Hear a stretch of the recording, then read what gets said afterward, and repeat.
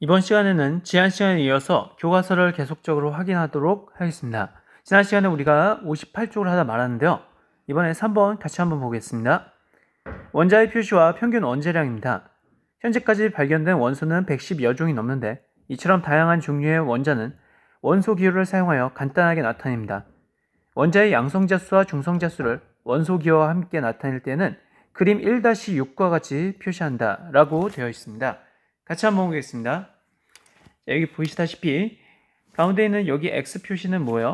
맞습니다. 이건 바로 원소 기호입니다. 자, 원소 기호고요. 그리고요. 맞습니다. 이건 뭘까요? 네, 이거는 바로 질량수 표시죠. 이건 뭐예요? 맞습니다. 원자 번호입니다. 이렇게 해서 우리가 각각의 양성자 수와 중성자 수를 알 수가 있죠. 즉 원자 번호는 양성자 수고요. 질량수는 양성자 더하기 중성자이기 때문에 양성자 수를 빼면 중성자 수를 알 수가 있는 거죠. 원자 번호로는 원자의 양성자 수를 알 수 있고 원자의 양성자 수와 전자수가 같으므로 전자수도 알 수 있습니다. 또한 질량수에서 양성자 수를 빼면 중성자 수도 알 수 있습니다. 확인 문제를 같이 한번 볼게요. 자, 알루미늄이 있는데요. 잘 안 보이실까봐 제가 좀 크게 확대해 볼게요. 자, 알루미늄은 밑에가 13, 위에가 27로 되어 있습니다. 각각이 무엇을 의미할까요? 맞습니다. 13이라고 하는 것은 바로 양성자수를 의미합니다. 그래서 양성자수가 13이 나오죠. 그리고요, 27은 무엇을 의미하죠? 맞습니다. 질량수입니다. 양성자수 더하기 중성자수이기 때문에 우리가 이를 통해서 중성자수가 14개라는 걸 알 수가 있죠. 전자수는 아무래도 원자 상태일 때는 양성자수가 같죠. 그래서 13개입니다. 이렇게 우리가 알 수가 있습니다.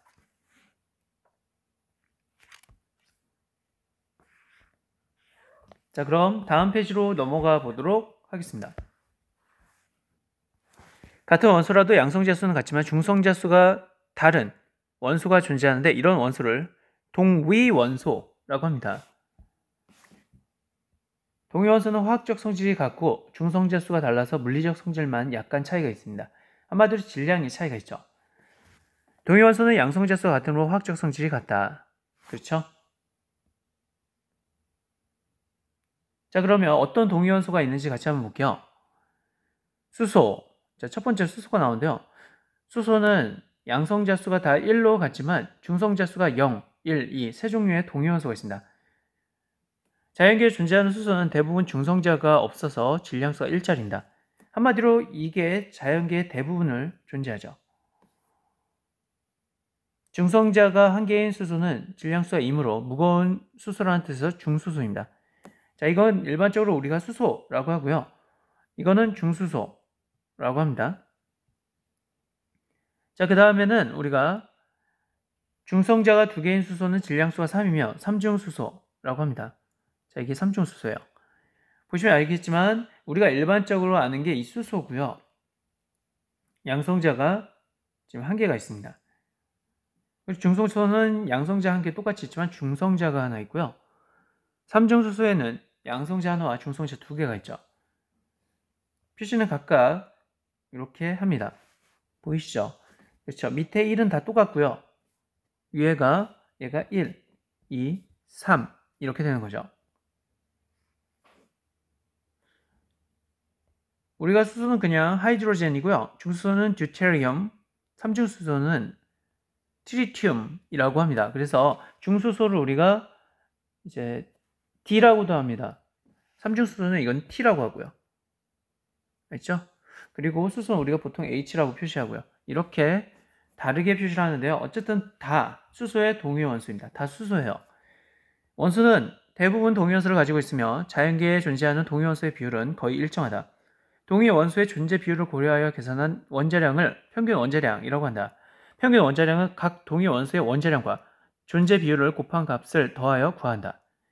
예를 들어 자연계에서 염소는 염소 35. 그렇죠. 요거 읽을 때 염소 35 이렇게 읽습니다. 이거는요. 염소 37. 그렇죠. 이렇게 존재하는데 여기서 35, 37은 질량수를 의미하죠. 그 존재 비율은 표 1-2와 같다. 다시 볼게요. 여러분들 잘 알다시피 둘 다 염소는 원자번호가 17입니다. 원자번호는 밑에다가 쓰죠. 양성자수와 하고요. 바로 17이 나옵니다. 중성자수는요. 그쵸. 각각 질량수에서 양성자수를 빼면 되는데 각각 18과 20이 나옵니다. 아무래도 원자량과 질량수는 비슷하기 때문에 원자량도 이 정도 나오고요. 존재 비율을 보겠습니다. 존재 비율이 75.76. 그렇죠. 얘는 24.24입니다. 그래서 평균 원자량을 다음과 같이 구할 수가 있죠. CL의 평균 원자량 보면 CL35 곱하기 존재 비율 해서 35 원자량이죠. 원자량이 35고요. 그 존재 비율이 100분의 75.76 곱하면 되고요. 자, 이거 하면 바로 이게 나온 거고요. 이거 더하기 뭐요? 그렇죠. 이번에 37에 해당하는 원자량과 존재 비율을 생각하면 되겠죠. 그게 바로 여기입니다. 그렇게 해서 나온 값이 35.5고요. 이게 바로 주기율표에 있는 염소의 원자량이죠. 산소를 예를 들어 볼게요. 산소 같은 경우는 질량수가 16, 17, 18 이렇게 있거든요. 각각 원자량은 이제 15.995, 뭐 16.999, 17.999인데요. 거의 16, 17, 18 정도 있습니다. 존재 비율이 누가 가장 높아요? 맞습니다. 99.757%로 바로 산소 16이 가장 높죠. 그래서 평균 원자량도 그에 거의 비슷합니다. 한마디로 이 원자량과 거의 비슷하죠. 자, 이번에 확인 문제를 같이 한번 보도록 하겠습니다. 표는 자연계에 존재하는 붕소, 원자량과 존재 비율을 나타내는 것이다. 붕소의 평균 원자량을 구해보자 라고 되어 있죠. 자, 붕소는 여러분 원자번호 몇 번이에요? 맞습니다. 원자번호 5번입니다. 양성자수가 5개면 다 붕소인데요. 질량수가 얘가 몇이에요? 맞습니다. 질량수가 10이고요. 밑에 있는 건 질량수가 몇이에요? 맞습니다. 11입니다. 그래서 각각 원자량은 우리가 10과 11 정도라고 예상할 수 있죠. 자, 존재 비율을 볼게요. 19.9고요. 얘가 80.2입니다. 어떻게 구할까요? 맞습니다. 바로 밑에 식이 나왔는데요. B의 평균 원자량은 붕소 10의 원자량 곱하기 붕소 10의 존재 비율. 자, 요거랑요. 붕소 11의 원자량 곱하기 붕소 11의 존재 비율. 요거를 더하면 되죠. 한마디로 붕소 10의 원자량은 우리가 10이었기 때문에 10 곱하기 존재 비율이 얼마예요? 그렇죠. 19.9죠. 그러니까 100분의 19.9 이렇게 하면 됩니다. 그럼 이 값이 나오고요. 또요. 이제 붕소 11 자, 얘의 원자량 11 곱하기 100분의 80.1 하면 되고 이거 두 개를 더하면 10.8 정도가 나오는데요. 이것이 바로 10.8이 붕소의 평균 원자량이고 이게 주기율표에는 10.8 정도 나와 있을 겁니다. 답은 10.8입니다.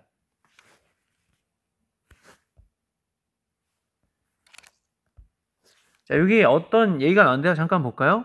이제 방사선 동위원소라는 게 있는데요. 실제로 어떤 동위원소는 안정적이지 못해서 붕괴를 하기 시작합니다.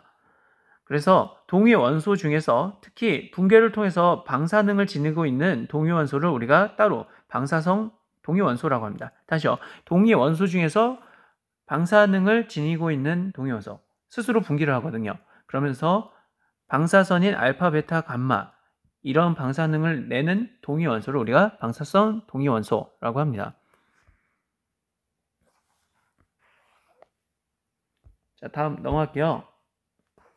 이제 현대의 원자 모형입니다. 현대의 원자 모형은 여러분 잘 알다시피 이제 양자역학과 관련이 있죠. 그래서 처음에 보험 원자 모형이 나오고요. 그런 다음에 현대 원자 모형이 나옵니다. 같이 한번 보죠. 과학자들은 원자의 구조와 성질을 알아내려고 여러 가지 실험을 하고 그 결과를 설명할 수 있는 원자 모형을 만든다. 이러한 원자 모형은 원자를 구성하고 있는 더 작은 입자들이 발견됨에 따라 계속 수정되어 현대의 모형에 이르렀다. 수소의 성질을 설명하는 데 성공한 보호 원자 모형을 살펴보고 현대의 원자 모형을 알아보자. 우선 보호 원자 모형은 다음과 같습니다. 수소 방정관에서 나오는 프리즘을 통해서 여기 수소 방정관 보이죠? 자, 여기서 나오는 빛을 프리즘을 통해서 보니까 선 스펙트럼이 나옵니다. 자, 이렇게 선 스펙트럼이 나오는 이유가 뭘까요? 자, 이것을 덴마크의 과학자 부어가 바로 해석을 합니다. 바로 전자껍질 모형이죠. 자, 우선 첫 번째, 원자핵 주위의 전자는 특정한 에너지를 가진 몇 개의 원형 궤도를 따라 빠르게 원운동하는데 이 궤도를 전자껍질이라고 합니다. 보어가 이렇게 얘기를 한 거죠.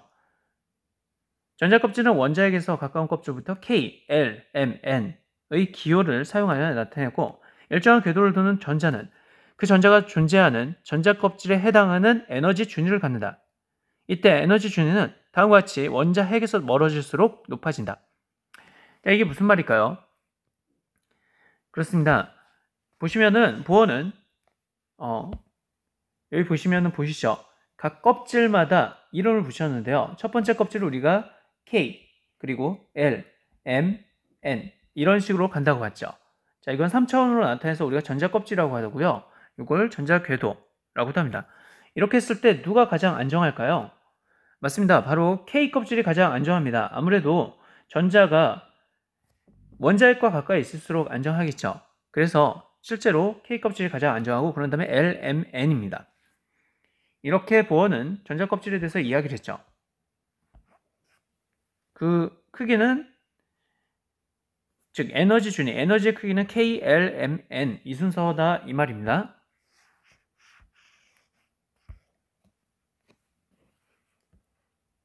자, 그것을 우리가 주양자 수로도 나타낼 수 있는데요. 주양자 수 n을 사용해서 n은 1, 2, 3 이렇게 나타냅니다. 자, 그런데 여기서 추가적으로 그림이 하나 있네요. 자, 이 그림에 대해서 잠깐 설명을 해두도록 하겠습니다. 교과서에서 공식은 안 나왔지만 제가 그러면 설명을 해두도록 할게요. 자, 우리가 에너지 준위라고 하는데요. 자, 에너지 준위, 즉 각각의 궤도함수가 가진 에너지 준위가 있을 거 아니에요? K껍질의 에너지 준위는 우리가 E1이라고 합니다. 뭐라고요? 자, 얘는 K껍질은 E1이죠. 왜냐하면 N이 1이니까요. 자, 그리고요. L껍질은 E2라고 합니다. 이때 여기를 도는 전자가 가지는 에너지 크기를 우리가 에너지 준위라고 하는데 두 번째는 E2고요. 세 번째 껍질에 도는 에너지 크기, 세 번째 껍질에 도는 전자의 에너지 크기는 E3 그리고 E4 이런 식으로 갑니다. 자, 그러면 이거에 대한 어떤 규칙성이 있어요. 그래서 우리가 1, 2, 3, 4, 5, 6, 7, 8 계속 쭉 나가잖아요. 이걸 n이라고 놓고 얼마라고 놓고 수학에서도 나오지만 기호 n으로 놓고 요거를 어떤 규칙성이 있는지 파악을 한 거죠. 자, 그러면 우리가 이걸 이렇게 쓸 수 있습니다. 마이너스 n제곱분의 1312 kJ per 몰입니다. 자, 이게 뭐라고요? 맞습니다. 이게 바로 N껍질에 해당하는 N껍질의 에너지 준위입니다. 전자가 만약 어떤 껍질을 돌고 있을 때 거기에 해당하는 에너지가 전자의 에너지가 얼마가 나올지 계산한 공식이죠. 여기다가 N에다가 1을 넣으면 이 원에 해당하는 에너지 준위가 나오고요. N에다가 2를 넣으면 이 2에 해당하는 에너지 준위가 나옵니다. 자, 보시면 여기도 n이 있는데 이쪽에도 밑에 n이 있죠. 즉 n제곱과 어떤 관련성이 있는 거죠. 어떤 학생이 물어볼 수 있는데요. 자, 여기서 보시면 여기 앞에 마이너스는 무슨 의미일까요? 마이너스는 에너지가 마이너스라고? 음의 에너지야? 이렇게 생각할 수 있는데요. 여기서 마이너스의 의미는 그렇죠. 바로 핵에 묶여있다 이 의미입니다. 어디에 묶여있다? 원자 핵에 지금 전자가 묶여있는 상태에서 이렇게 돌고 있잖아요. 그쵸? 그래서 이거는 핵에 속박되어 있다. 아직까지는 핵에 묶어있다 이런 의미입니다. 그리고 이 마이너스가 이게 점점 이렇게 해가지고 나중에 0이 되면 전자랑 핵은 아무 상관이 없는 거예요. 전자는 핵 밖으로 나가는 게 돼요. 좀 어려울 수 있는데 어쨌든 이 마이너스의 의미는 원자 안에 속박되어 있다. 누구 때문에? 맞습니다. 가운데 원자 핵이 전자를 속박하고 있다. 그래서 그 주위를 계속 돌고 있다. 이런 의미다 라고 생각하시면 됩니다. 자, 그러면 이제 이 그림을 설명할게요. 여기 보이시나요? 보이시죠? 여기 첫 번째 무슨 껍질? 네, K 껍질이 보이시죠? K 껍질의 에너지가 그럼 몇인 거예요? 써볼게요. 그렇죠. 이 원에 해당합니다. 그러면 이 원을 n 대신에 1을 집어넣어봐요. 그럼 얼마예요? 그렇습니다. 마이너스 1제곱분의 1312에 해당하겠죠. 그 말은 뭐예요? 1의 제곱은 1이니까요. 그렇죠. 밑에 분모가 1이면 생략하고 1312에 해당하죠. 자, 이제 두 번째 거 한번 볼까요? L 껍질이에요. 두 번째 껍질에는 그 에너지 준위가 얼마일까요? 2입니다. 이렇게 되면 어떻게 되냐? 마이너스 2제곱분의 1312가 되죠. 이 말은 뭐예요? 맞습니다. 마이너스 4분의 1312가 됩니다. 자, 세 번째로 한번 볼게요. 세 번째는 바로 M 껍질인데요. 여기에 해당하는 에너지 준위는 E3에 해당합니다. 자, 이렇게 되면 마이너스 3제곱분의 1312죠. 3제곱분의 1312. 그러면 뭐예요? 마이너스 9분의 1312입니다. n은요, 네 번째 껍질은 아무래도 2의 4승이니까, 그렇죠. 마이너스 4의 제곱, 1312겠죠. 4의 제곱은 마이너스, 그렇죠. 여기 잘 안 써진데 16이죠. 16이고 1312입니다. 자, 이렇게 각각의 에너지를 보면 그 간격이 보일 거예요. 그렇죠. 간격이 보일 텐데, 자, 여기 보면 여기에 해당하는 간격이 있잖아요. 잠시만요. 색깔을. 여기에 해당하는 간격 있죠. 이 간격이 E1과 E2가 가장 큽니다. 실제로 여러분이 계산 한번 해보세요. 얘하고 얘 차이가 가장 커요. 그리고 E1과 E2와 E3 차이가 요 정도 되고요. 이 숫자를 서로 그 차이를 한번 보세요. 첫 번째 껍질과 두 번째 껍질의 에너지 차이가 가장 크고 두 번째와 세 번째 에너지 차이. 그래서 계단도 가장 크고 그 다음에 작고 그 다음에 작고 이런 식으로 에너지 간격이 표시가 되는 거죠. 그럼 위로 갈수록 어때요? 간격이 굉장히 미세해지겠죠. 자, 이렇게 우리가 그래프까지 해석을 했어요. 다시 한번 보지만 바로 이 n은 n껍질에 해당하는 에너지 준위를 나타낸다 라고 생각하시면 됩니다. 그리고 분모가 n제곱이기 때문에 아무래도 그 차이가 처음에 크고 점점 작아진다 뭐 이렇게 생각하시면 됩니다. 일정한 궤도를 돌고 있는 전자가 다른 전자 껍질로 이동하면 두 전자 껍질의 에너지 차이만큼 에너지를 흡수하거나 방출한다. 이렇게 되어 있는데요. 자, 이게 무슨 말인지 같이 한번 볼게요. 자, 우리가 자, 예를 들어서 전자가 자, 여기 있는 게 이렇게 올라가려면 얼마만큼의 에너지를 흡수해야 될까요? 여기 있는 전자가 이렇게 올라가려면 이만큼의 에너지를 흡수하겠죠. 이 에너지는 바로 E1과 E2 사이의 에너지 차이입니다. 이해되시나요? 올라갈 땐 그렇게 되고, 예를 들어 볼게요. 예를 들어 반대로 내려올 때는요. 두 번째 전자 있는 게 첫 번째로 내려올 때는 L 껍질에 있는 에너지 준위에서 내려오는 거기 때문에 E2에서 E1으로 내려오는 거기 때문에 그 차이만큼 나오겠죠. 알겠죠? 이해되시나요? 한마디로 요만큼의 차이를 다시 한번 쓸까요? 이만큼의 차이는 바로 E1과 E2의 에너지 차이죠. 그 에너지 차이만큼 올라가거나 내려올 때 흡수하거나 에너지를 또 방출할 수 있다. 이 말입니다. 예를 들어서 E1에서 E3로 갈 수도 있겠죠. E1에서 어디로요? 네, E3로 갈 수도 있어요. 그만큼은 이만큼의 에너지 차이가 생기는 거죠. 그만큼 흡수되거나 아니면 오히려 올라왔던 게 내려오면 방출이 되겠죠. 그리고 특히 방출된 빛을 이만큼의 차이만큼 이렇게 방출된 빛을 우리가 바로 선 스펙트럼으로 보는 것입니다. 무슨 스펙트럼? 선 스펙트럼이에요. 여기에 해당하는 건 여기, 여기에 해당하는 건 여기, 또 이런 식으로 해당하는 건 바로 여기. 이런 식으로 선 스펙트럼으로 나오는 겁니다. 결국 결론적으로 말하면 선 스펙트럼이란 두 에너지 준위의 차이만큼 빛으로 나오는데 그 에너지 빛을 우리가 선 스펙트럼이라고 한다. 이겁니다. 자, 빨리 볼게요. 원자가 낮은 에너지를 가지는 안정한 상태를 우리가 바닥 상태라고 합니다. 우선 여기 밑줄 그을까요? 중요한 얘기니까. 잠깐만요. 워낙 중요하기 때문에 요거 꼭 표시해 주세요. 그리고 아까 전에 1번도 표시해 주시고요.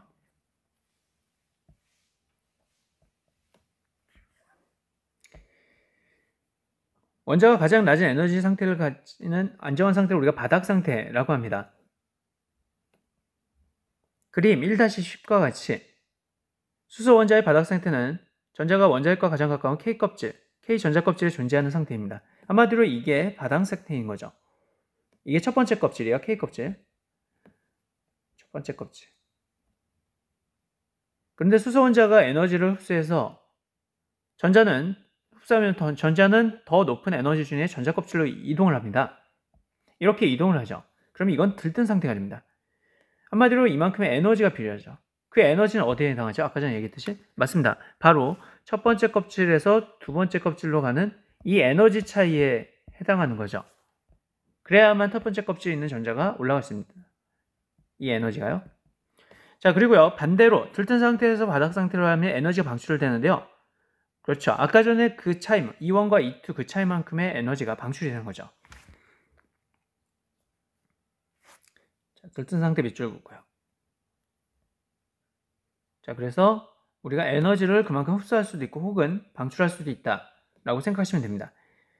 보호 원자 모형에 따르면 수소 원자에서 전자는 원자핵 주위에 특정한 에너지를 가지는 전자 껍질만 존재할 수 있고 들뜬 상태의 수소 원자가 더 낮은 에너지 준위로 전자 전이할 때 방출한 에너지는 전자 껍질의 에너지 차이에 해당하는 특정한 값이다. 따라서 수소 방정관에서 나오는 빛은 불연속적인 선 스펙트럼을 나타낸다. 자, 좀 복잡하게 되는데요.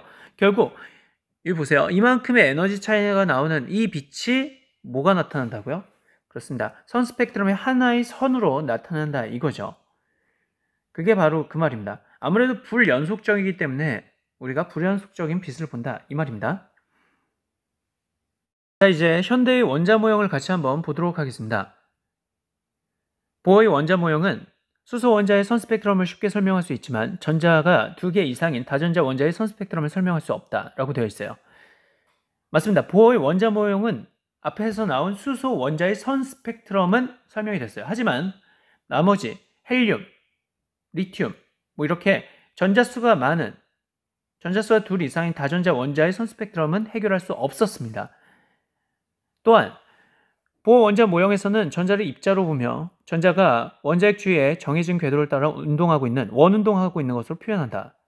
자, 여기 보시면 보어의 원자 모형은 정해지는 궤도를 따라 이렇게 원운동을 하죠. 그쵸? 그리고 전자 자체를 입자로 봤어요. 자, 그러나 1920년 이후 과학자들의 연구로 전자는 입자의 성질뿐만 아니라 파동의 성질로 있으며 원자 속 전자의 위치와 운동량은 정확히 알 수 없다는 것이 밝혀졌다라고 되어 있어요. 그렇죠. 제가 지난번에 얘기했듯이 바로 전자도 이중 슬릿에서 간섭 효과가 일어난다고 그랬죠. 자, 그 얘기가 여기 뒤에 있을 텐데요. 잠깐 그거에 대해서 볼까요? 자, 책 뒤쪽에 65쪽을 한번 보실래요? 자, 여기 아주 유명한 이중 슬릿 실험이 있습니다. 어때요? 여기 슬릿이라는 게 있는데요. 구멍이 2개가 있죠. 이걸 이중 슬릿이라고 합니다. 1900년대 초까지만 해도 전자는 입자라는 것이 일반적인 사실로 받아들였기 때문에 과학자들은 주변에 다른 영향을 받지 않는다면 전자는 항상 직선 운동을 할 것이라고 믿어왔습니다. 아무래도 전자가 입자라면 직선 운동을 하겠죠. 그래서 전자가 입자라면 본 게 바로 이겁니다. 여기 전자총이 있다라고 해봅시다. 전자가 수시로 계속 방출이 되고 있어요. 자, 이 총은 물론 이런 데도 갈 수 있죠. 사방팔방. 근데 여기는 다 튕겨 나오잖아요. 그렇죠? 이런 데 가면 다 튕겨 나오는데 중요한 건 여기를 통과하는, 즉 이중 슬릿의 이 2 구멍을 통과하는 것만 이렇게 가겠죠. 그러면 결국 전자는 이쪽과 이쪽에만 부딪히게 됩니다. 여기에 벽이 있다면 이쪽에 부딪히게 되죠. 그런데 실제로 관측 결과 전자는 오히려 다음과 같이 스키드에 이런 식으로 간섭무늬를 나타내게 됐죠. 밝았다가 어두웠다, 밝았다, 어두웠다. 왜 그럴까요? 바로 파동의 효과 때문입니다. 실제로 전자빔을 이렇게 쏘면 여기서는 새로운 파동이 이렇게 생기겠죠. 각각의 원이. 그리고 2 파동이 서로 겹치게 됩니다. 이렇게 되면 보강간섭과 상쇄간섭이 일어나면서 어둡고 밝고가 반복이 되고 전자가 찍힐 확률이 결정이 되는 거죠. 자, 이거는 바로 전자가 찍힐 확률입니다. 전자 발견 확률이에요. 다음 전자가 그러면 어디 찍힐까요? 자, 이 슬릿을 보고 요 모형을 보고 다음 전자가 어디 찍힐지는 정확히 모르지만 아무래도 이 근처의 확률이 높다는 건 우리가 알 수 있죠. 이렇게 우리가 전자는 파동성이 있는 것과 또 분명히 그 파동성은 확률 파동, 즉 확률을 나타내는 파동이라는 것을 알게 됐고 이를 통해서 우리가 새로운 현대 모형이 필요하다는 걸 알게 됐죠. 자, 이거는 뭐 니켈 결정인데요. 자, 이걸 통해서도 파동성을 알 수 있다. 뭐 이런 이야기입니다.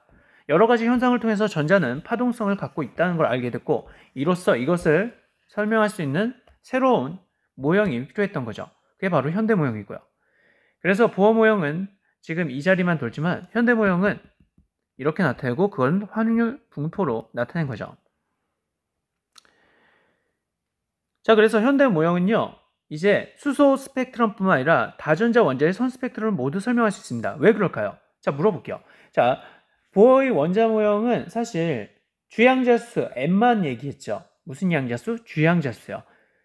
그런데 현대의 모형은 주양자수뿐만 아니라 부양자수, 그리고요, 자기양자수, 그리고요, 그렇죠, 스핀 자기양자수, 이렇게 네 가지가 다 양자수가 나옵니다. 한마디로 더 구체적이 됐죠. 이로써 우리가 다전자 원자의 선 스펙트럼을 모두 해석할 수 있게 됩니다. 이걸 잘 이용하면 해석이 가능하죠. 자, 이렇게 현대 원자 모형이 지금은 각광을 받고 있습니다. 물론 보어 원자 모형이 워낙 간단하기 때문에 고등학교 때까지는 많이 배워도 나중에 이제 화학 2를 배우거나 화학 1을 배우기 시작하면 오비탈이라는 걸 배울 거예요. 그게 바로 현대 원자 모형이죠. 자, 이렇게 우리가 알 수 있고요. 현대 원자 모형은 전자가 특정한 위치에 존재할 확률을 네 가지 양자수로 결정한다고 그랬어요. 아까 전에 얘기했죠. 네 가지 양자수 뭐예요? 주양자수, 그렇죠, 부양자수, 그리고요, 방위 양자수라고도 합니다. 그리고요, 그렇죠, 자기양자수, 그리고요, 그렇죠, 스핀 자기양자수, 이렇게 할 수 있죠. 전자가 존재할 공간을 확률 분포로 나타낸 것을 우리가 오비탈이라고 합니다. 무슨 탈? 네, 오비탈이라고 하죠. 오비탈을 결정하는 네 가지 양자수는 주양자수와 방위 양자수, 자기 양자수, 스핀 양자수를 알아보자 라고 되어 있는데요. 자, 여기 보시면 이게 오비탈입니다. 맞죠? 특히 얘는 부양자수와 관련이 있어요. 자, 이렇게 우리가 알 수 있는데, 여기 보시면은 아무래도 어디 찍힐지 모르니까 우리가 이 경기를 나타내야겠죠? 이게 뭐? 맞아요. 90%인 공간을 바로 경계면으로 합니다. 우리가 이게 아무래도 확률적으로는 상태인데 구름 모양이죠. 그래서 이거를 전자 구름 모양이라고도 하는데요. 이 말은 전자가 구름처럼 있다는 말이 아닌가요? 확률적으로 볼 때 구름 모양과 비슷해서 우리가 구름 모양이라고도 합니다. 한마디로 오비탈 자체가 구름 모양인 거죠. 자, 이제 주양자수를 같이 한번 보겠습니다. 주양자수는 오비탈의 에너지 준위를 결정하는 양자수로서 양의 정수입니다. 주양자수는 우리가 n 값이라고 그랬죠. 그리고 껍질과 관련이 있다라고 했고요. 주양자수가 클수록 전자는 원자핵으로부터 멀어짐으로 에너지 준위가 높아집니다. 그쵸? 자, 이거 어디서 많이 보지 않았어요? 네, 보어의 원자 모형이랑 같죠? 그렇습니다. 보어의 원자 모형과 현대 원자 모형은 사실 관계가 있죠. 아무래도 그걸 한 번에 나타낸 겁니다.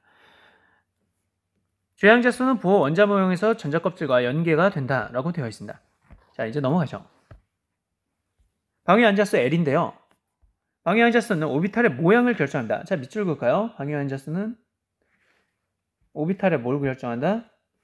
색깔이 왜 이렇게 안 나오지? 맞습니다. 오비탈의 모양을 결정합니다. 자, 그래서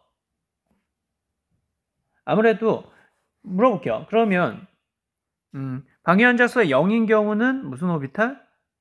L이 0인 경우. 그렇습니다. S 오비탈. 한마디로 구형을 나타내고요. L이 1인 경우는요. 그렇죠. P 오비탈로 해서 이게 뭐 R형 모양 있죠. 여러분 헬스장 가면 R형 모양, R형형이라고 예전에 많이 얘기를 했어요. R형 같나요? R형 같나요? 여기요? 자, 아무튼 이렇게 L은 0일 때는 구형, L은 1일 때는 R형형, 이렇게 오비탈의 모양을 결정하는 것이 바로 방위 양자수 L입니다. 주양자수 N인 오비탈은 방위 양자수가 0, 1, 2, 3, n-1까지 n개가 있다. 좀 복잡하죠? 그렇죠? 어쨌든 자, 밑에 같이 보면 되겠는데요. 우리가 주양자수가 1이라고 하면 방위 양자수는 그렇죠. 처음에 구형이니까 0서부터 시작을 해요. 그리고요, 오비탈은 우리가 1s 이렇게 씁니다. 우리가 지난 시간에 얘기했듯이 L이 0이면은 이게 S궤도 함수라고 그랬죠. S오비탈이라고 그랬죠. 자, 그리고요. 자, 다음 2일 때는요. 방위 양자수가 두 개가 있습니다. 그렇습니다. 0과 1이 있죠. 각각은 S와 P를 의미한다 그랬죠. 각각은 요건 S. 그래서 요거를 한 번에 나타낸 게 1S. 이거를 한 번에 나타내는 게 ES, 맞죠? 이렇게 나타내는 게 ES, 이렇게 나타내는 게 EP입니다. 자, 그러면요, 이거는요, 맞습니다. 0이니까 S, 얘는 P, 얘는 D를 의미하고요. 각각 이걸 한 번에 나타내는 게 3S, 이걸 한 번에 나타내는 게 3P, 이걸 한 번에 나타내는 게 3D, 이렇게 해당한다라고 생각하시면 됩니다. 자, 그에 대한 내용이 여기 있어요. 있죠? L이 0일 때는 S, L이 1일 때는 P, L이 1일 때는 D 궤도함수, 이렇게 되는 거예요. 자, 그래서 이걸 한 번에 이렇게 나타낼 수도 있다 하는 거고요. 주요 양자수에 따른 방위 양자수와 오비탈의 종류를 아래와 같이 나타낼 수 있고요. 이렇게 나타낼 수 있고요. n이 1일 때는 s만 있다면 n이 1일 때는 sp, n이 3일 때는 spd 이렇게 방위 양자수가 있다라는 얘기입니다. 방위 양자수에 따라 각각의 오비탈이 3차원 공간으로 나타내는 모양은 서로 다릅니다. 그렇죠? 제가 얘기했죠. s오비탈은 공모양, p오비탈은요 바로 아령 모양이라고 했죠. 이제 자기양자수입니다. 자기양자수는 자기력과 관계가 있는데요. 실제로 자, 이렇게 생각하시면 될 것 같아요. 우리가 선 스펙트럼을 해석하려고 이게 다 나온 거예요. 무슨 스펙트럼? 선 스펙트럼이요. 자, 그런데 물론 확률적인 것과 연관이 되고요. 수소선 스펙트럼은 이렇게 나와서 이걸 n으로 다 해석이 됐어요. 뭘로 해석이 됐다? n으로 해석이 다 됐어요. 그런데 수소 이외의 다전자 원자일 때는 선이 더 나오는 거예요. 이렇게 막 더 나와. 그런데 이거는 n으로 해석이 안 되는 선이에요. 그래서 뭘로 해석하나 보니까 L로 해석하면 됐다는 걸 알았죠. 뭘로 해석한다? L로 해석하면요. 이거 다 L로 해석하면 된다는 걸 알았죠. 자, 그런데 여기서 끝나는 게 아니라 얘가 자기장을 걸면, 뭘 걸면? 자기장을 걸면 이 선 스펙트럼이 나오는 원리가 뭐예요? 맞습니다. 여기 방정관이 있으면 이거를 우리가 뭐예요? 그렇죠. 바로 이렇게 쏘면은 이게 나눠진다 그랬죠? 이렇게 선 스펙트럼으로. 프리즘을 통과해서 보면 이렇게 되는데요. 우리가 이 방정관이잖아요. 이 원소의 빛 여기다가 자석을 걸어주는 거예요. N극과 무슨 극? S극을 이렇게 걸어줘요. 그러면 신기하게도 N하고 L로 끝나는 게 아니라 L 주위에 선이 이렇게 또 생기는 거예요. 이렇게. 한마디로 L까지 포함해서 선이 3개가 돼요. 이 L 주위에 선이 3개가 이렇게 생긴다고요. 이게 해석이 안 됐어요. 선이 홀수계로 생기는 게. 이런 게 해석이 안 됐다고요. 선이 홀수계로 생기는 게요. 다시요. 자, 지금 3개만 그렸는데, 자, 여기 자석을 걸면, 뭘 걸면? 자석을 걸면 선이 홀수계로 더 생긴다. 이걸 해석하려고 나온 게 바로 자기양자수입니다. 자기양자수의 자석 M은 바로 마그네틱으로서요. 자석을 걸어줬을 때 좀 더 세분화된 어떤 상태를 설명하기 위해서 나온 겁니다. 물론 그거는 L값과 관련이 있기 때문에 ML이라고 한 거고요. 그 L이 나눠지는 거예요. 자, 요거를 좀 더, 그러니까 이건 실험적인 얘기고요. 같이 한번 볼게요. 자기 양자수는 오비탈의 공간적인 방향을 결정하는 양자수이다. 자, 밑줄 그을까요? 자기 양자수 바로 오비탈의 뭐를 결정한다? 공간을 결정하는 양자수입니다.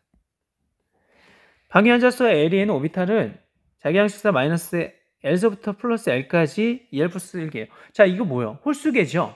홀수계죠. 실제로 0일 때는 0 하나 나오고요. 1일 때는 그러니까 이런 거예요.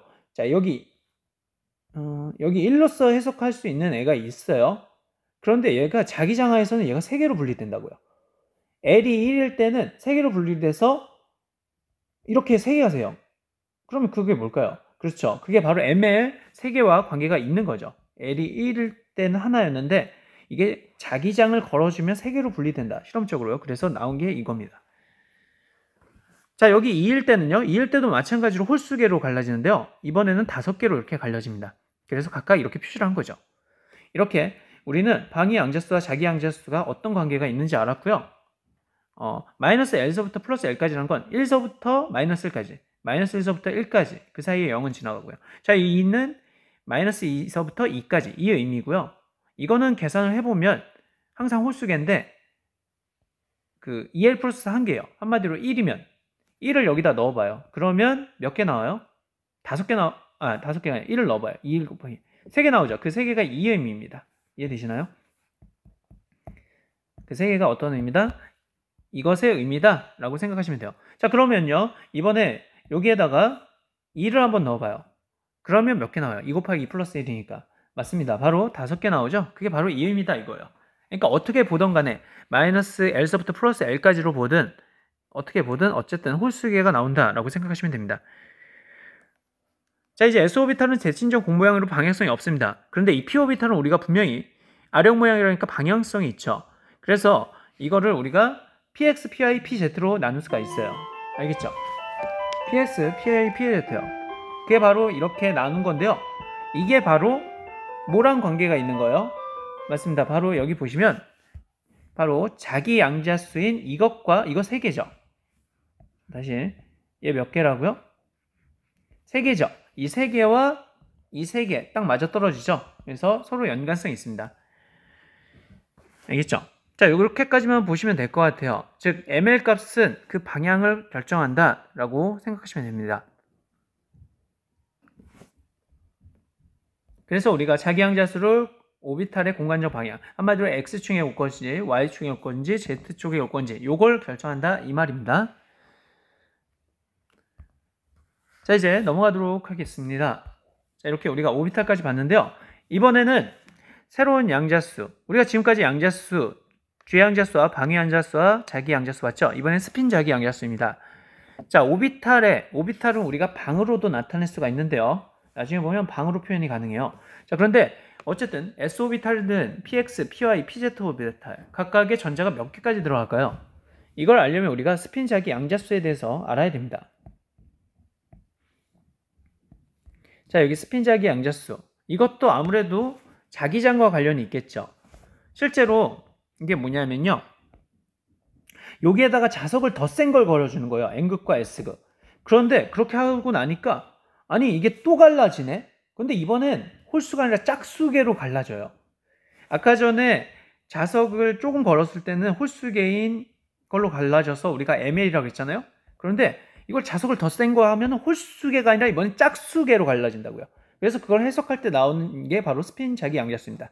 나중에 보겠지만 바로 플러스 2분의 1과 마이너스 2분의 1 양자수 몇 개죠?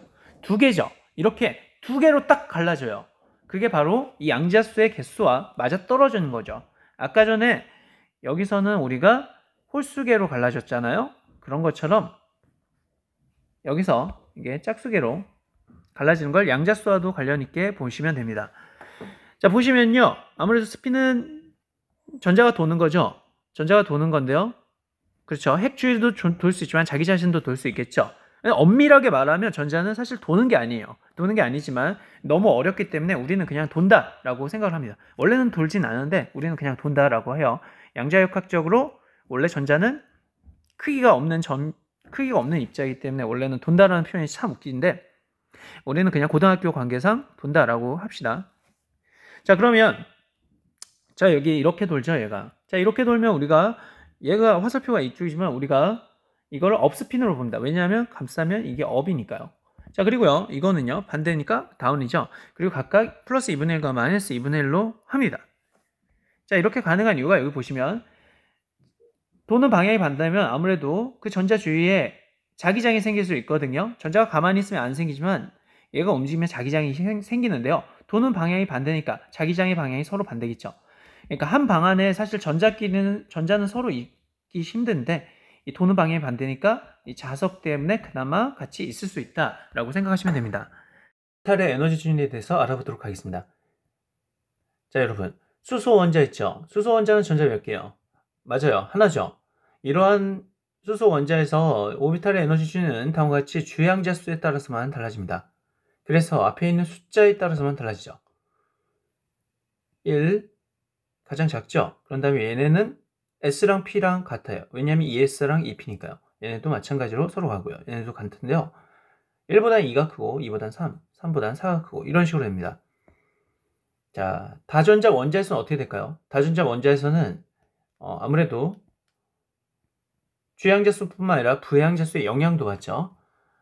다음과 같이 주양자수뿐만 아니라 방위 양자수에 따라서 달라진다. 즉, 주양자수가 같을 때 S 오비탈보다 P 오비탈의 에너지 준위가 더 높고 P 오비탈보다 D 오비탈의 에너지 준위가 더 높다라고 되어 있습니다. 있죠?